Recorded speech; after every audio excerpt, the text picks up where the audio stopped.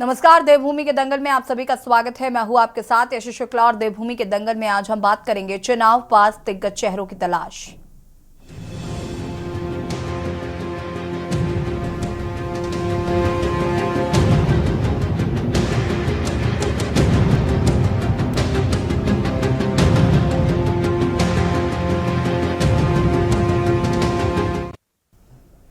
उत्तराखंड में लोकसभा चुनाव नजदीक हैं। तमाम राजनीतिक दल समय बीतने के साथ ही चुनावी तैयारियों को तेज कर रहे हैं। कांग्रेस की इन्हीं तैयारियों को धार देने के लिए कांग्रेस के राष्ट्रीय अध्यक्ष मल्लिकार्जुन खड़गे ने देहरादून में विराट कार्यकर्ता सम्मेलन को संबोधित किया। इस दौरान उन्होंने पार्टी के कार्यकर्ताओं से चुनावी तैयारियों में जुटने का आह्वान किया। उत्तराखंड कांग्रेस के नेताओं का कहना है कि मल्लिकार्जुन खड़गे के संबोधन से कार्यकर्ताओं में नई ऊर्जा का संचार हुआ है। हालांकि सत्ताधारी दल बीजेपी ने उनके इस कार्यक्रम को फ्लॉप शो बताया है। कांग्रेस के बाद अब भाजपा के भी तमाम राष्ट्रीय नेताओं का उत्तराखंड दौरा प्रस्तावित है। माना जा रहा है कि लोकसभा चुनाव की आचार संहिता लागू होने से पहले उत्तराखंड में प्रधानमंत्री नरेंद्र मोदी की 3 रैलियां हो सकती हैं। इसके साथ ही 1 दर्जन अन्य नेताओं के कार्यक्रम भी तय किए जा रहे हैं। भाजपा ने लोकसभा चुनाव से पहले सदस्यता अभियान पर फोकस किया। इसके तहत पिछले 20 साल में विभिन्न दलों से चुनाव लड़े नेताओं से संपर्क कर उन्हें पार्टी में शामिल कराया जा रहा है। भाजपा ने आगामी लोकसभा चुनाव में 75 मत हासिल करने का लक्ष्य रखा है। इस लक्ष्य की प्राप्ति को पार्टी ने यूं तो कई योजनाएं बनाई हैं, पर इनमें से कुछ पर पार्टी का विशेष फोकस है। इसी क्रम में भाजपा के अन्य दलों के प्रमुख नेताओं को अपने साथ लाने की भी योजना है। भाजपा ने उत्तराखंड में 50 से विधायक व सांसद तक का चुनाव लड़ चुके नेताओं से संपर्क साधकर उन्हें साथ जोड़ने का अभियान शुरू किया है। विधानसभा चुनाव में बतौर निर्दलीय प्रत्याशी मजबूत उपस्थिति दर्ज करा चुके नेताओं पर भी भाजपा की नजर है।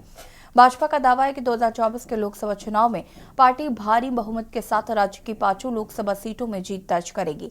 आज इसी मुद्दे पर करेंगे चर्चा। उससे पहले रिपोर्ट।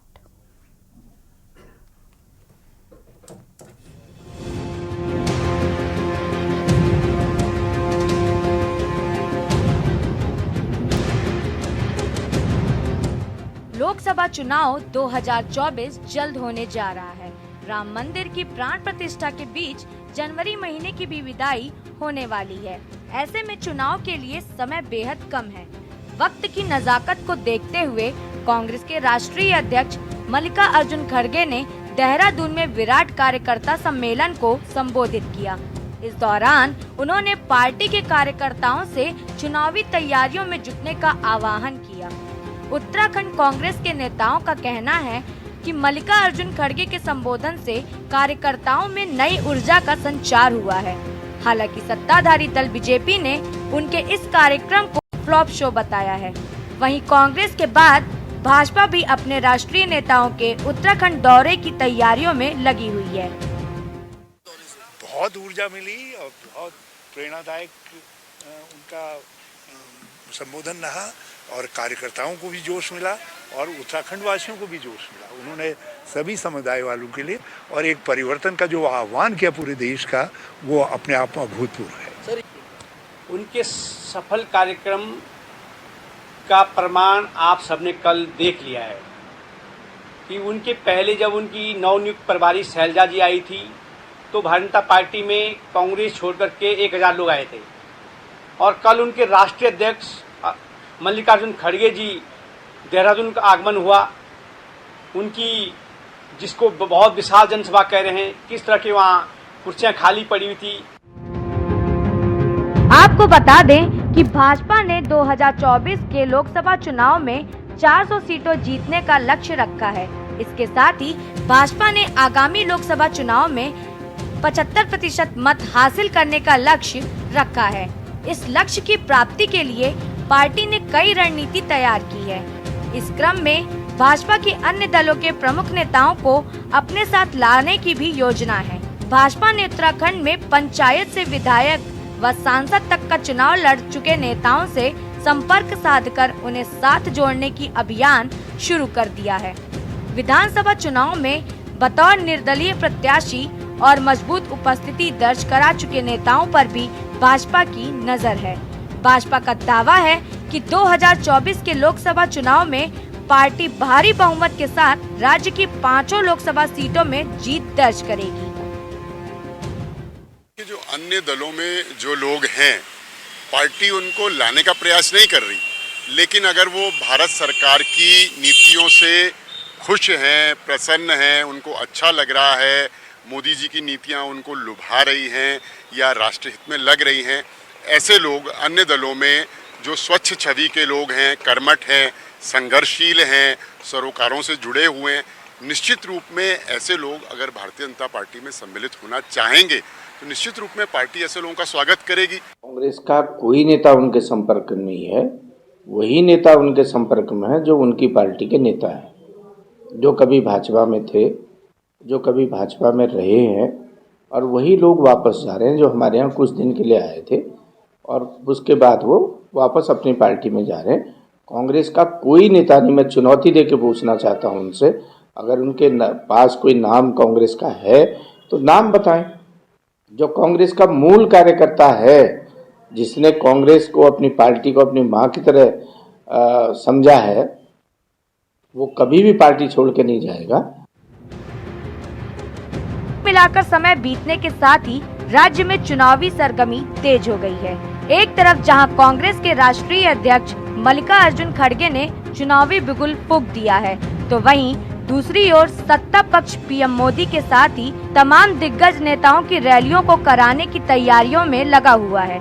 इसके साथ ही विभिन्न दलों से चुनाव लड़ने नेताओं से भी संपर्क कर रहे उन्हें पार्टी में शामिल कराया जा रहा है। अभी हाल ही में आम आदमी पार्टी और कांग्रेस के भी तमाम नेता भाजपा में जा चुके हैं। ऐसे में सवाल ये है कि क्या भाजपा कांग्रेस समेत तमाम विपक्षी दलों को अभी और झटके देने जा रही है?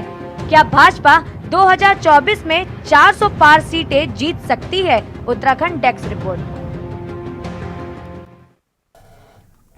जी हाँ, तो बीजेपी ने अपनी तैयारियां जो हैं वो जोर शोर से शुरू कर दी है और इसमें कोई दो राय नहीं है कि उत्तराखंड में बीजेपी अन्य राजनीतिक दलों से काफी आगे चल रही है लोकसभा चुनाव की तैयारियों में।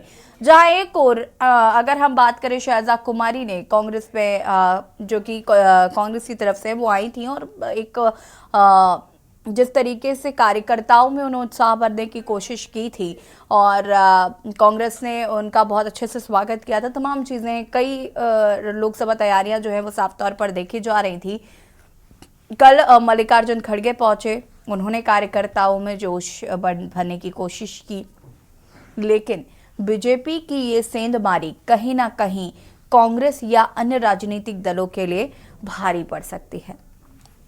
माना जा रहा है कि लोकसभा चुनाव की आचार संहिता लागू होने से पहले उत्तराखंड में पीएम मोदी की 3 रैलियां हो सकती हैं। इसके साथ ही 1 दर्जन अन्य नेताओं के कार्यक्रम भी तय किए जा रहे हैं। भाजपा ने लोकसभा चुनाव से पहले सदस्यता अभियान पर फोकस कर दिया है। इसके तहत पिछले 20 साल में विभिन्न दलों से चुनाव लड़े नेताओं से संपर्क कर उन्हें पार्टी में शामिल कराया जा रहा है। भाजपा कहीं ना कहीं अपना कुनबा बढ़ा रही है, अपनी टीम को मजबूत करने की कोशिश की जा रही। इसका कितना असर पड़ेगा ये देखना होगा और इसी पर चर्चा करेंगे। मेहमान हमारे साथ जुड़ रहे हैं, उनसे आपका परिचय करा देते हैं। विपिन खन्ना जी, पूर्व प्रदेश प्रवक्ता आम आदमी पार्टी, हमारे साथ जुड़ चुके हैं। शांति प्रसाद भट्ट जी, केंद्रीय प्रवक्ता यूकेडी, हमारे साथ जुड़ चुके हैं। मनोज ध्याने जी, राजनीतिक विश्लेषक हैं, हमारे साथ जुड़ चुके हैं। आप सभी का बहुत बहुत स्वागत। शुरुआत विपक्षी दलों से कर लेते हैं क्योंकि सत्ता पक्ष फिलहाल मौजूद नहीं है। विपिन खन्ना जी, बीजेपी उन पुराने कैंडिडेट्स को पार्टी में लाने की कोशिश कर रही है जो निर्दलीय हों या अन्य राजनीतिक दलों से हों, जिनका एक अच्छा राजनीतिक सफर रहा हो, ऐसे कैंडिडेट्स बीजेपी में आए, इस पर बीजेपी की नज़र है। और कई ऐसे आम आदमी पार्टी के भी लोग हैं जो बीजेपी में शामिल हो चुके हैं अभी पूर्व में, और कई शामिल हो सकते हैं, ऐसी संभावनाएं हैं। कांग्रेस से भी कुछ लोग आ जा रहे हैं, ये तो चल ही रहा है। और लोकसभा चुनाव में कहीं ना कहीं बीजेपी कड़ी मेहनत करते हुए नजर आ रही है। इस बात को स्वीकार करते हैं आप कि बीजेपी कहीं ना कहीं लोकसभा चुनाव की तैयारियों में अन्य राजनीतिक दलों से आगे चल रही है? देखिए यशी जी, सबसे पहले तो महत्वपूर्ण बात यह है कि चुनावी मौसम है, लोकसभा चुनाव हमारे सर पे है और कोई नेता बीजेपी से कांग्रेस में या कांग्रेस से आम आदमी पार्टी में या आम आदमी पार्टी से बीजेपी में या यूकेडी से दाएं और बाएं नेताओं का आने जाने का सिलसिला लगातार आपको पता है ये शुरू हो जाता है जब चुनावी मौसम शुरू होता है, पहली चीज। और दूसरी चीज ये है कि भारतीय जनता पार्टी जिस तरीके से आपने कहा अभी की मेहनत कर रही है, ठीक है, भारतीय जनता पार्टी तो 24/7 वाली पार्टी है, वो तो हमेशा चुनाव मोड में रहती है। लेकिन महत्वपूर्ण बात यह है कि अगर भारतीय जनता पार्टी ने जनता के लिए इतना कुछ किया है, इतनी योजनाएं लाए हैं और जनता को रोजगार दे दिया है, जनता को व्यापार से भर दिया है, शिक्षा, स्वास्थ्य, सड़क, हर चीज में अगर भारतीय जनता पार्टी ने इतना ही काम कर तो फिर और दलों के नेताओं की भारतीय जनता पार्टी को ये क्यों सेंधमारी भारतीय जनता पार्टी और दलों से कर रही है?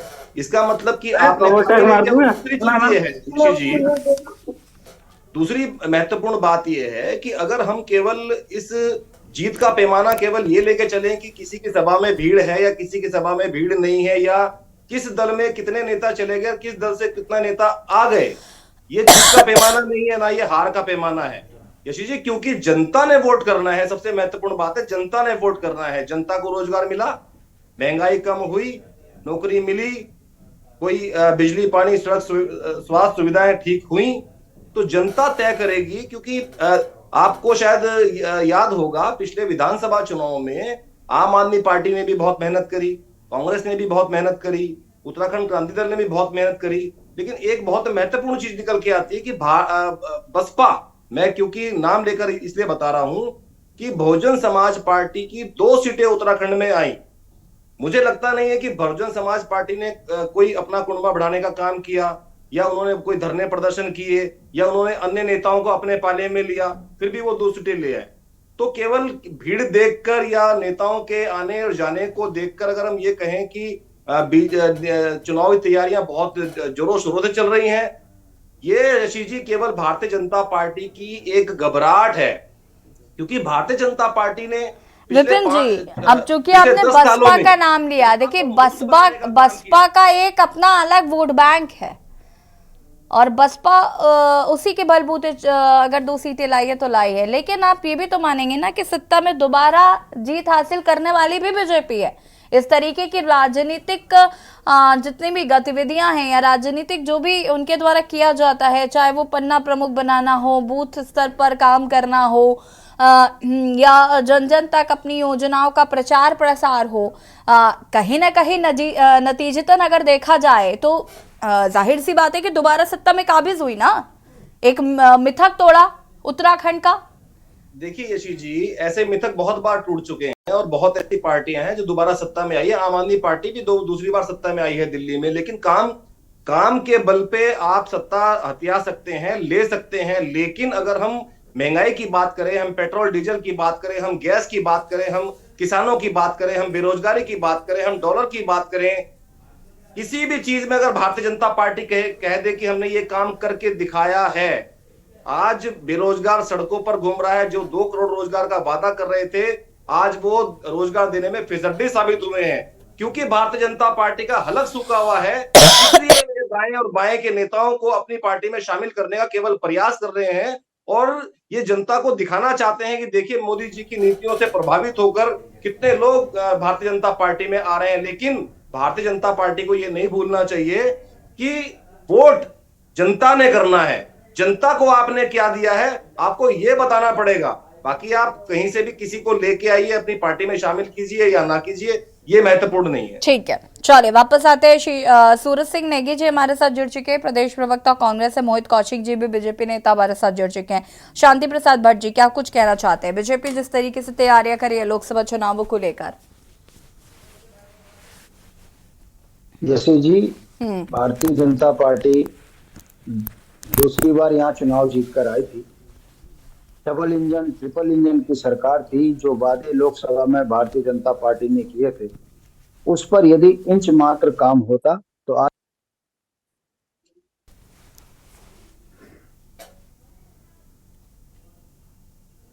शांति प्रसाद जी सुन पा रहे हैं?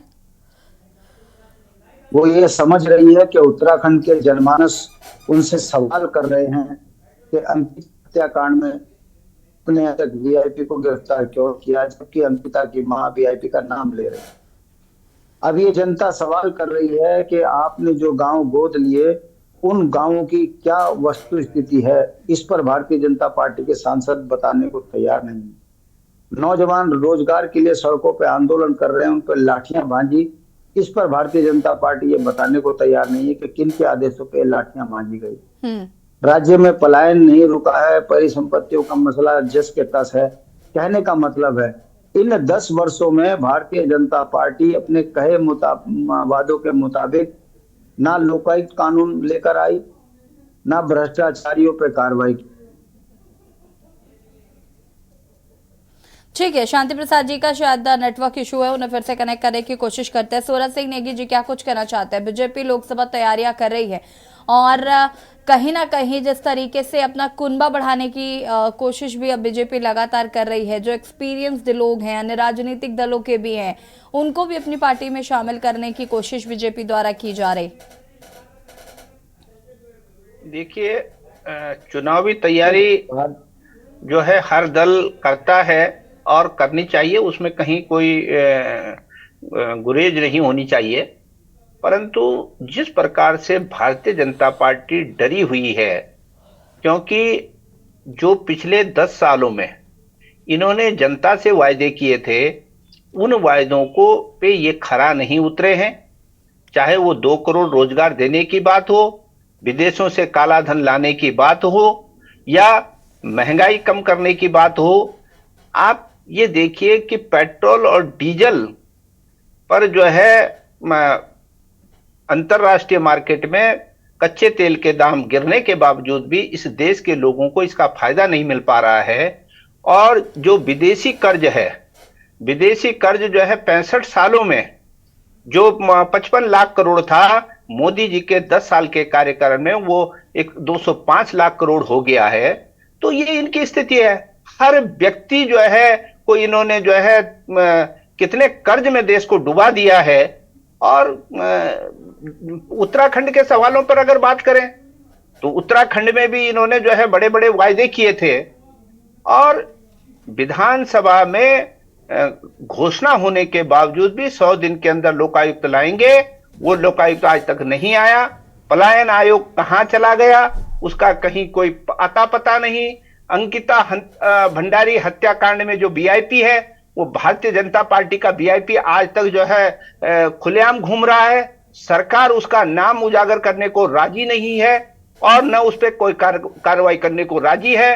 बेरोजगारों को सरेआम लाठियों से पीटा जाता है, और तमाम जो है महंगाई है, और भी जो स्वास्थ्य की समस्या है, शिक्षा की समस्या है इस प्रदेश में।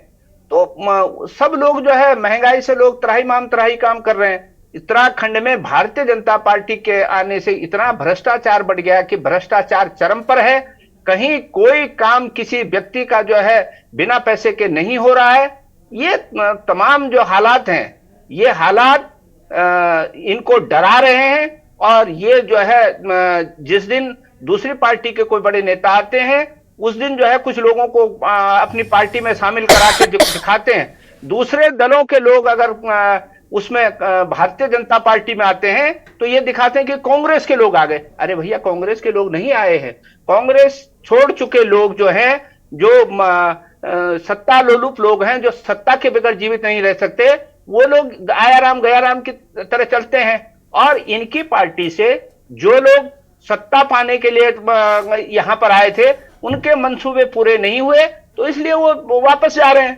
तो ऐसे लोगों से कोई फर्क पड़ने वाला नहीं है। इस प्रदेश की जनता 2024 में प्रदेश की जनता जो है परिवर्तन के लिए वोट देगी, और जो इनके झूठे वादे थे, उन वादों पर जो है, क्योंकि ये खरा नहीं उतरे हैं, इसलिए जनता जो है अब इनको जो है सबक सिखाएगी, और उत्तराखंड में परिवर्तन निश्चित है। ठीक है, वापस आते हैं आपके पास। मनोज जानी जी हमारे साथ यहाँ पर जुड़े हुए हैं। मनोज जी, कैसे देख रहे हैं बीजेपी की लोकसभा की तैयारियों को लेकर?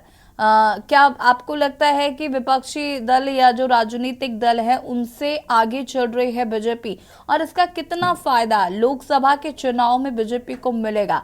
क्योंकि दलगत की राजनीति तो होती रहती है, चुनावी मौसम है, लोग इधर उधर जा रहे हैं, ये सब तो चल ही रहा है, लेकिन कौन कितना फायदा पहुंचाता है ये कहीं ना कहीं जरूरी है ये जानना भी और समझना भी।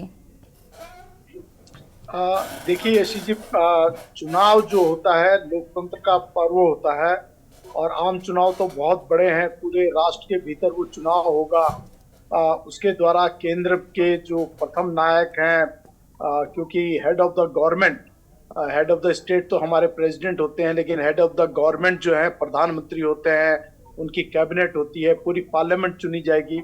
तो बहुत बड़ा पर्व है और इस जो लोकतंत्र के इस पर्व को सही ढंग से समझना और उसके लिए तैयारी करना ये राजनीतिक दलों का है जो उस मैदान में उतरते हैं। मुझे लगता है कि ये कह देना कि कांग्रेस तैयारी नहीं कर रही है, बीजेपी ही तैयारी कर रही है, शायद अपने आप में सही प्रश्न नहीं है। इसलिए कि कारण यह है, नहीं मनोज जी, मैं ये नहीं कह रही हूँ कि कांग्रेस तैयारी नहीं कर रही है, मैं सिर्फ इतना कह रही हूँ कि बीजेपी तैयारियों में आगे है। जी जी जी, मैं उसी में आ रहा हूँ।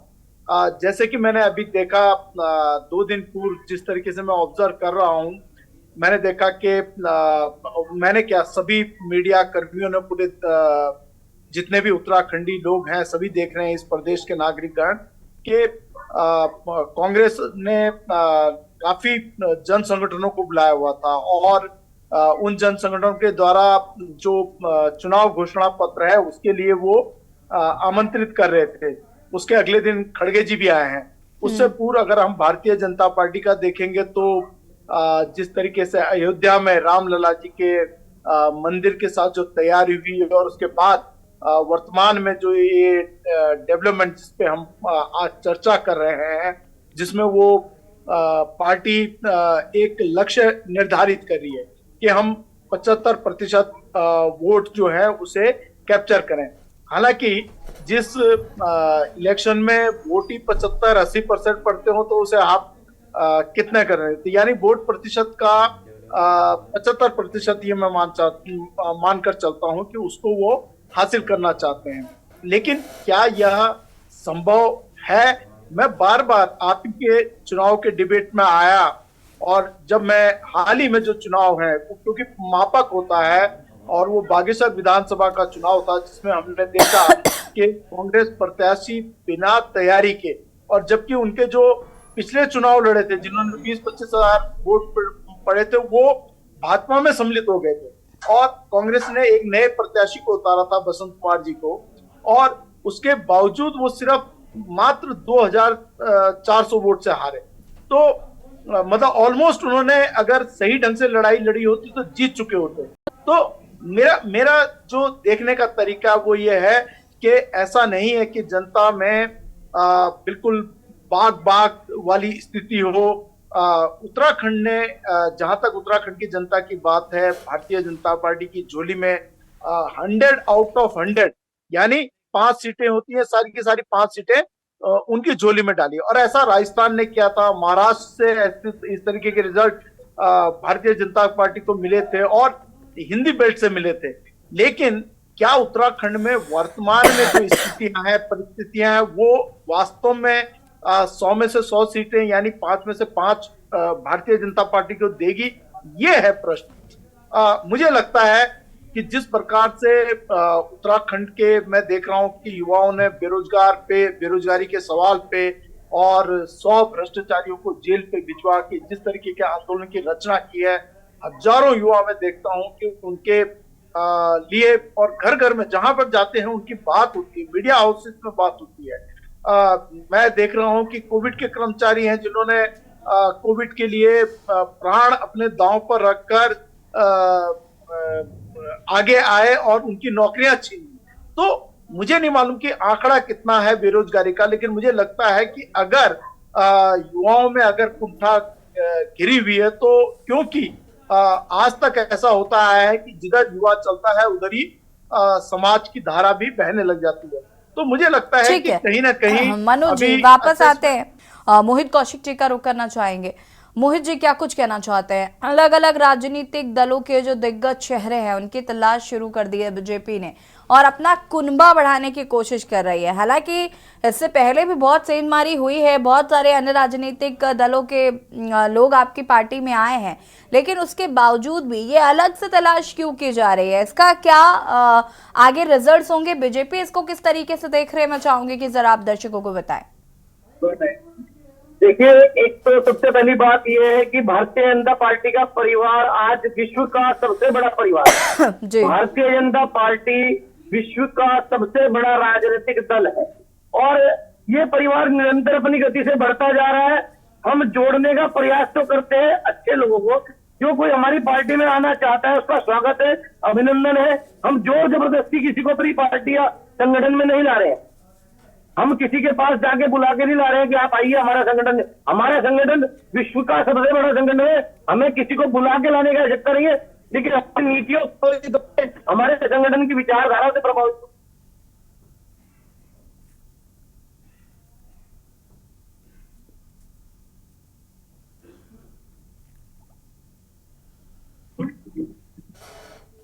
मोहित कौशिक जी, आप अपनी बात को कंटिन्यू करें प्लीज।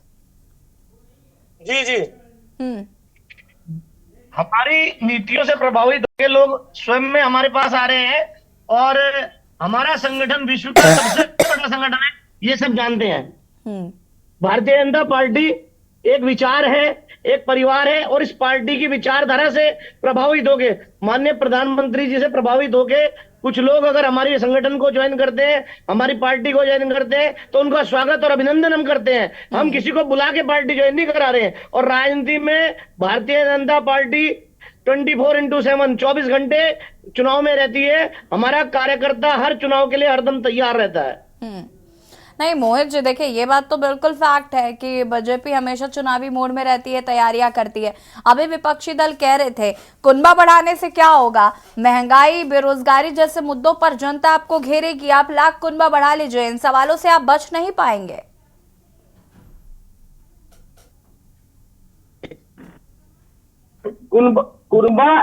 कुनबा हमारा राजनीतिक क्षेत्र में माननीय प्रधानमंत्री जी के इतने अच्छे कार्य हैं। आज प्रधानमंत्री जी के विजन को लेकर विश्व उनको विश्व का नेता मान रहा है। तो भारत के लोग, भारत की अन्य पार्टियों के, अन्य दलों के लोग अगर उनको अपना नेता मानकर भारतीय जनता पार्टी की सदस्यता ले रहे हैं तो उसमें क्या बुरा है? बुराई ये नहीं है। मेरा सवाल आपने सुना नहीं शायद मोहित जी। मैं तो ये कह रही हूँ ना कि क्या जनता आपको महंगाई, बेरोजगारी, पलायन, भू कानून, स्थायी राजधानी, इन मुद्दों पर नई सवाल पूछने वाली है? ये सब तो मुद्दे आपके ही है ना। माना कि लोकसभा के जो मुद्दे होते हैं, जो केंद्र के मुद्दे होते हैं वो अलग होते हैं, लेकिन इसमें महंगाई, बेरोजगारी तो शुमार है।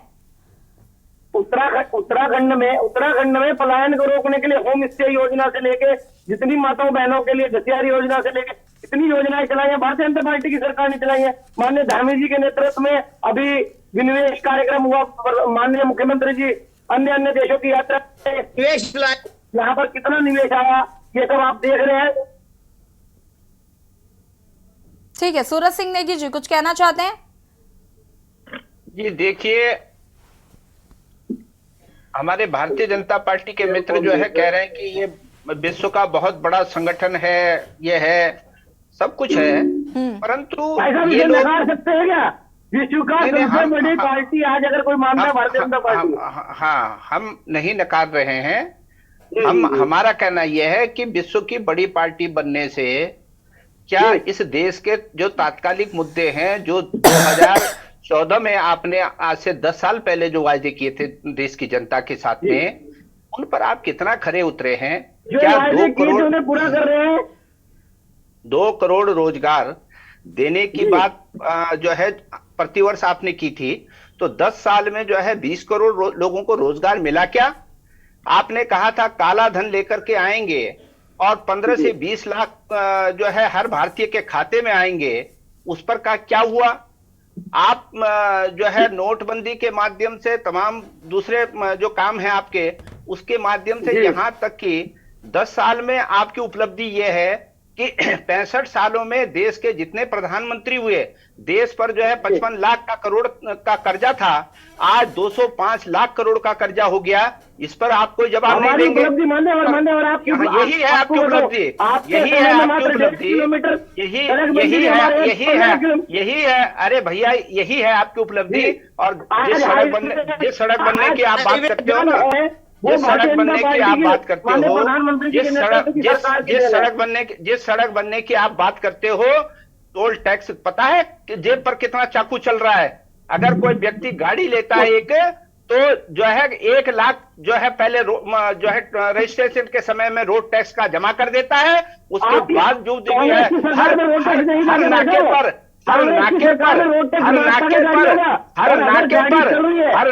पर लोगों की जेबें कट रही है। ये शर्म आपको नहीं आती? आपने जो है आप जो है चलिए सूरज जी, ठीक है, मोहित कौशिक जी रुकेगा। सूरज सिंह नेगी जी, मेरा सवाल आपसे है, बीजेपी मल्लिकार्जुन खड़गे के कार्यक्रम को और जिस तरीके से उन्होंने कार्यकर्ताओं में जोश भरने की कोशिश की, उसे फ्लॉप शो बता रही है, इस पर क्या कहना चाहेंगे? सूरज सिंह नेगी जी, ठीक है। मोहित Kaushik ji hold on please. मोहित कौशिक जी रुक जाइए जरा प्लीज। सूरज सिंह नेगी जी, प्रश्न मेरा आपसे, उस भ्रष्टाचार पर जो है एक एक करके बात करिए प्लीज। मोहित कौशिक जी और सूरज सिंह नेगी जी, हम रिक्वेस्ट कर रहे हैं आपसे, प्लीज एक एक करके बात करिए। सूरज जी, मेरा आपसे सवाल है, मल्लिकार्जुन खड़गे के, सूरज सिंह नेगी जी सुन लीजिए, मल्लिकार्जुन खड़गे के दौरे को बीजेपी ने फ्लॉप शो करार दिया है, क्या कुछ कहना चाहेंगे? इसके बाद विपिन खन्ना जी मैं आपके पास आती हूँ। देखिए, भारतीय जनता पार्टी के लोग उस दौरे को जो है हताशा में, डर के मारे उस दौरे से घबरा करके प्रधानमंत्री जी की 3-3 रैलियां कराने की योजना बना रहे हैं। अरे भैया, अगर कांग्रेस का फ्लॉप शो है तो तुमको डर किस बात की? तब को तुमको कुछ करे बगैर जो है सब कुछ मिल जाएगा।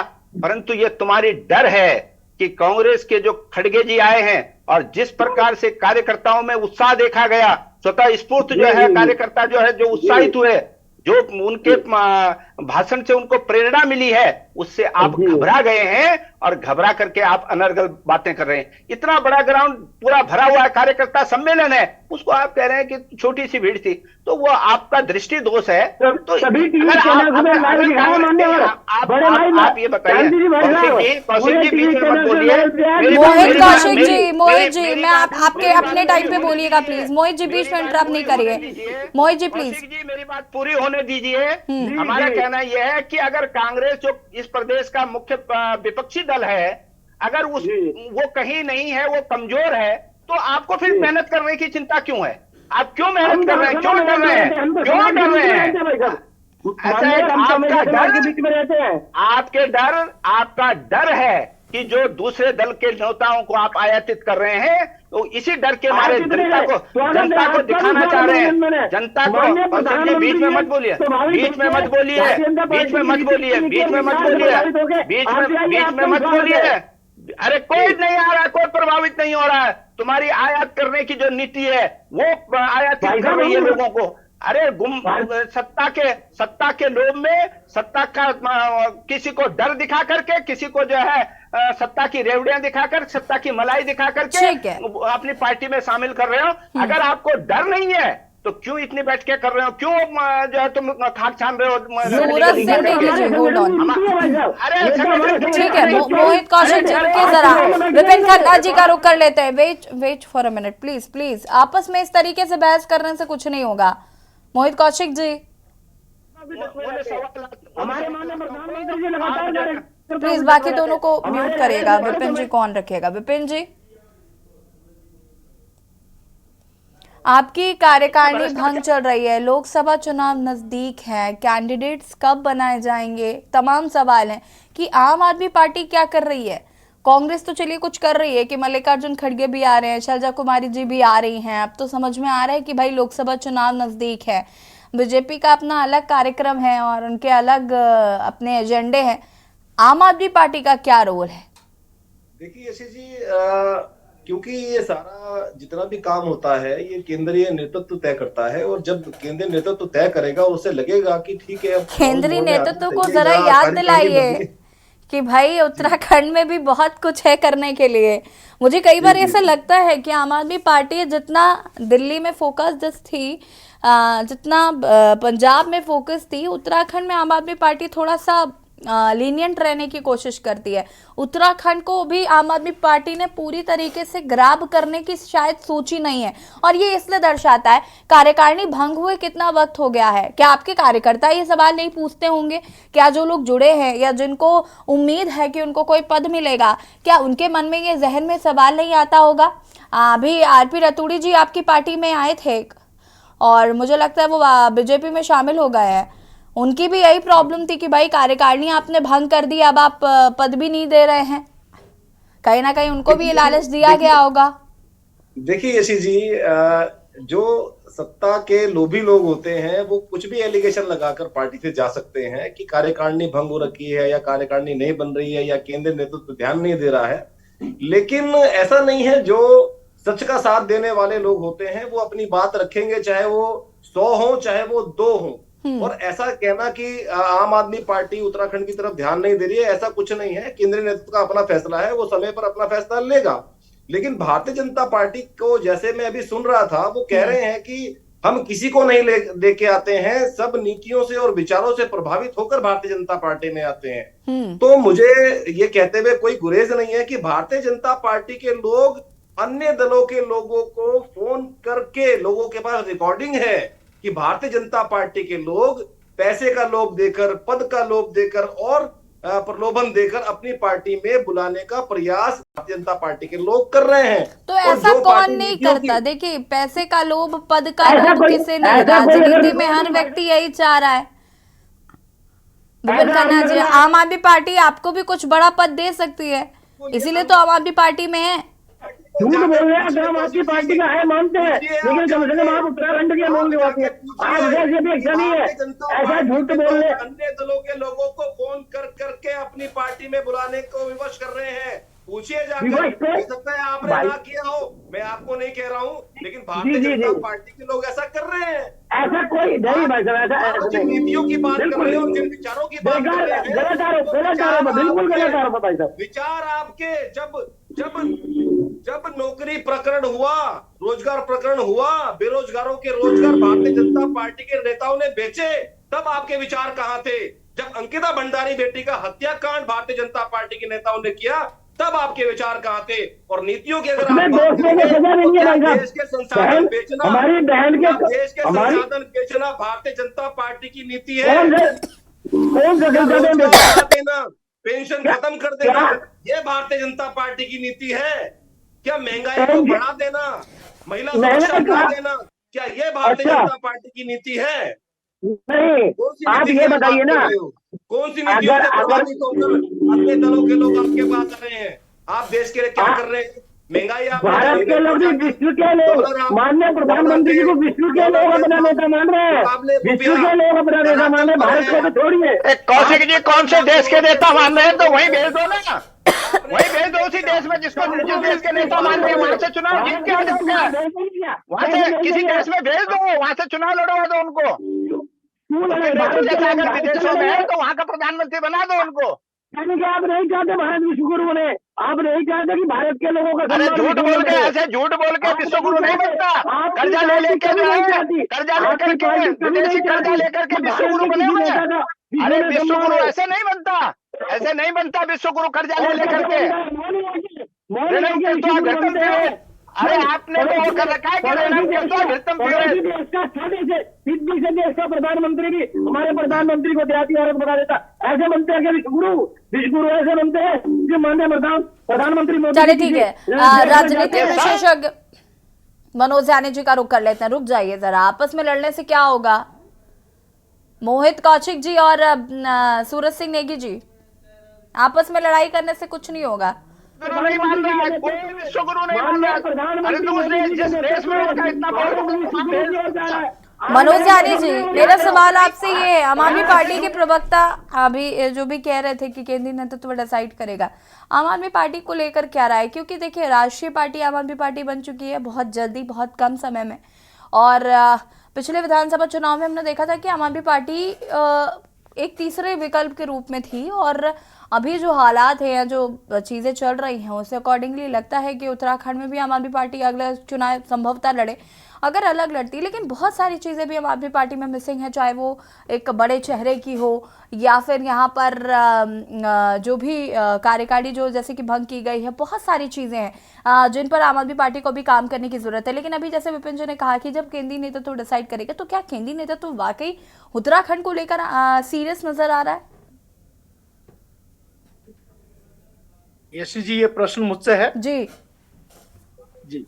देखिए, मैं कि जिस तरीके से राष्ट्रीय स्तर पर एनडीए और इंडिया का गठबंधन जिस तरीके से अपनी अपनी बिसात बिछा रहा है राजनीति को, लोकतंत्र इस चुनाव को जीतने के लिए, तो उस दृष्टि से मुझे लगता है कि आम आदमी पार्टी दिल्ली में और पंजाब में और कुछ कुछ गुजरात में कांग्रेस के साथ कुछ अंडरस्टैंडिंग बनाने की कोशिश करेगी, और उत्तराखंड में वो चाहेगी कि जो उसका काडर है वो कांग्रेस को समर्थन करे, अगर वो इंडिया गठबंधन सक्सेसफुली प्रोसीड करता है तो मैं इसलिए इसमें बहुत ज्यादा इतना समय है भी नहीं कि एक नया सांगठनिक अधिरचना की जाए, और शायद बुद्धिमत्ता उनके लिए यही होगी कि वो इस दृष्टि से काम करें।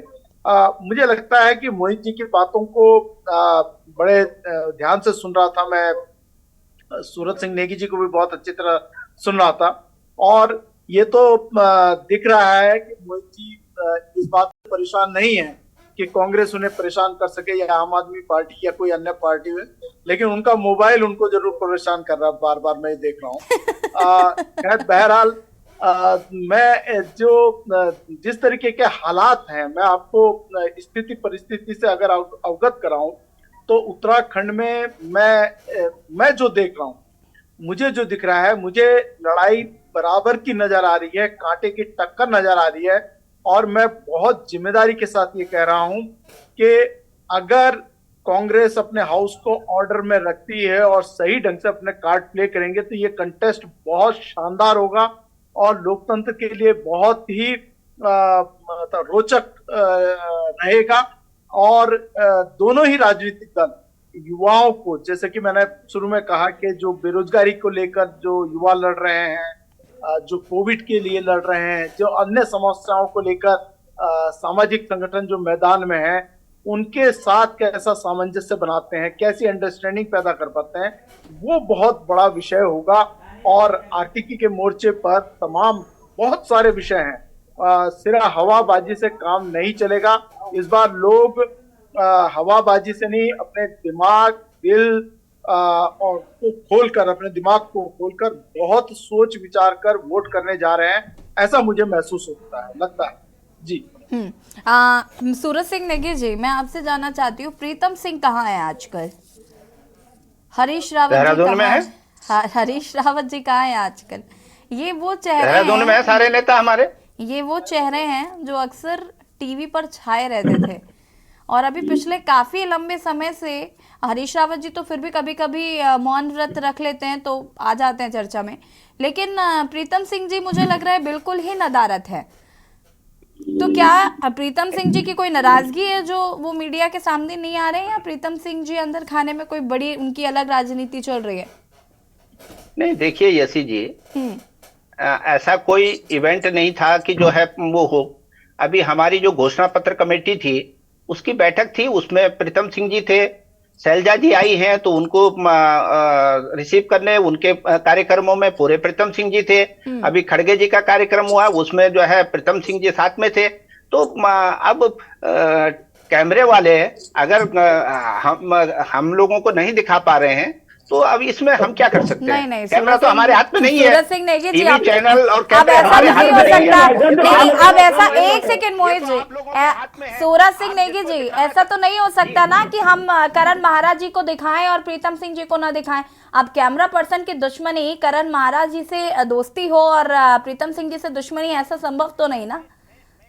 कह रहा हूं कि किससे दुश्मनी है, न काहू से दोस्त है न काहू से बैर।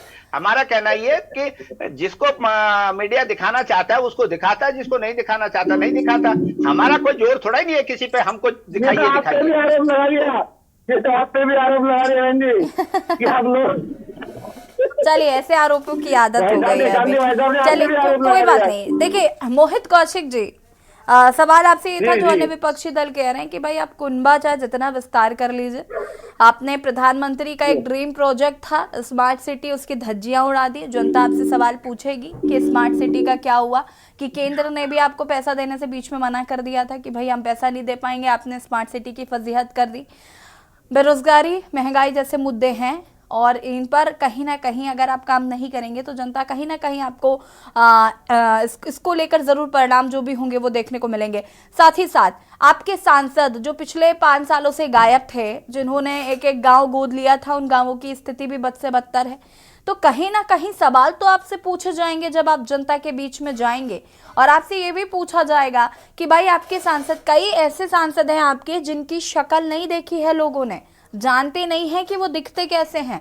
तो भाई अगर इस तरीके की स्थिति परिस्थितियां होंगी, भले ही आपकी सरकार में भी कहा जा रहा है कि इस बार हम चेहरे बदल देंगे या तमाम चीजें, लेकिन 5 साल तो जनता के बर्बाद हुए, उसका हिसाब कौन देगा? हमारे सांसद परमानेंट क्षेत्र में है। मोहित कौशिक जी, चुनाव नजदीक हैं, इसलिए आपके सांसद इस समय सड़कों पर हैं, इसमें कोई दो राय नहीं है, लेकिन इससे पहले जो 5 साल बर्बाद हुए उसका क्या? पिछले 2 साल कोविड में गए बहन जी, आप सब जानते हैं। उसके बावजूद हमारे सांसद कोविड प्रभावित होने के बावजूद भी, अरे भैया कोविड की बात तो दूर रखिए, कोरोना का रोना नहीं खत्म हो रहा है। कोरोना को खत्म हुए 2-3 साल हो गए अब तो जी। कोविड प्रभावित होने के बावजूद हमारे नेताओं ने जितने सेवा कार्य किए। आदर्श गांव का क्या हुआ? कौशिक जी ये भी तो बता दो कि आदर्श गांव का क्या हुआ? जो एक सांसद ने गोद लिए थे गांव, उनका क्या हुआ? चलिए ठीक है, ठीक। लोकसभा चुनाव की क्या कुछ राजनीतिक दलों की तैयारियां होती है और उनके परिणाम क्या कुछ होते हैं, ये देखने को जरूर मिलेगा। माफ कीजिएगा, वक्त की कमी। आप सभी का बहुत बहुत शुक्रिया चर्चा में शामिल होने के लिए। और देवभूमि के दंगल में बात कर रहे थे हम आज की, जिस तरीके से बीजेपी ने अब अपने कुनबे को और बढ़ाने का और विस्तार करने के लिए जिनका राजनीतिक करियर बहुत लंबे साल का रहा है और जिन्होंने राजनीति में अच्छा काम किया है, उनको अपनी पार्टी में लाने की कोशिश जो है वो बीजेपी द्वारा की जा रही है। तो लोकसभा चुनाव में ये कितनी मदद करेंगे वो तो देखना होगा। देवभूमि के दंगल में फिलहाल इतना ही।